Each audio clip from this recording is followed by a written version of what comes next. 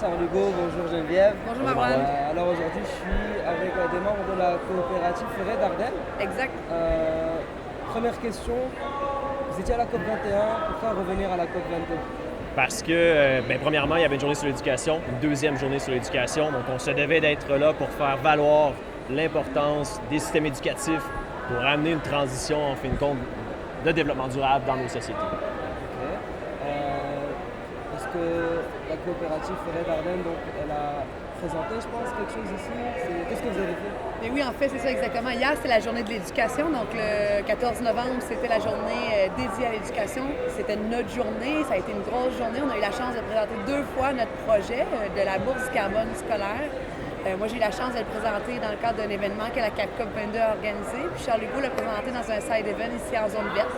Donc, l'objectif de notre projet est de démontrer l'effet multiplicateur d'un projet éducatif qui va mobiliser les gens ensuite à passer à l'action et où chaque petit geste compte, en fait. Donc, on a eu la chance de présenter ça, puis on a eu la chance aussi d'assister à l'annonce de la princesse du Maroc. Effectivement. Bien, en fin de compte, c'était une annonce importante parce qu'elle préside la Fondation Mohamed VI qui travaille pour l'éducation au Maroc.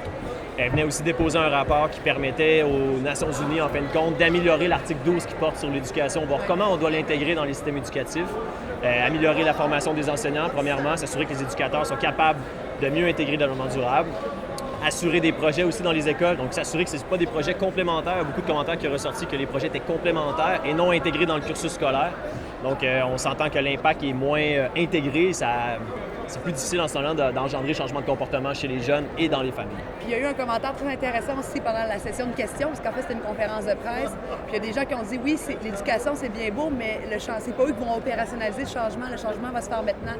Donc, en fait, il faut s'assurer que les projets scolaires qui se passent dans les milieux scolaires dépassent les portes de l'école et aillent vraiment mobiliser les familles. Donc, nous, on était contents d'entendre ça, puisque notre projet, vraiment, c'est ce qu'on fait. En fait, on forme les élèves pour qu'ensuite, à leur tour, ils aillent catalyser le changement. Puis c'est un commentaire qui a été dit dans le cadre de la conférence de presse, mais aussi dans le cadre d'un événement en zone verte, un événement, un side event. Donc, je pense que l'objectif de tous ces événements-là aussi, c'est d'amener des investisseurs, mais pas juste le gouvernement, d'amener aussi des investisseurs privés, que les OBNL s'impliquent. Donc, c'est vraiment de trouver le financement nécessaire parce qu'on s'entend, le financement, c'est le cœur de... Ouais, c'est le nerf de la guerre. OK. Puis, en 2 mots, peut-être nous parler de notre projet? Ouais. Bien, la bourse carbone scolaire, c'est un projet qui travaille avec les jeunes de 9 à 12 ans, donc les jeunes du primaire, projet éducatif de 10 heures dans les écoles en 5 activités. Et ça permet en fin de compte de montrer c'est quoi les changements climatiques aux jeunes, de leur lancer des défis familiaux pour qu'ils réduisent leurs gaz à effet de serre.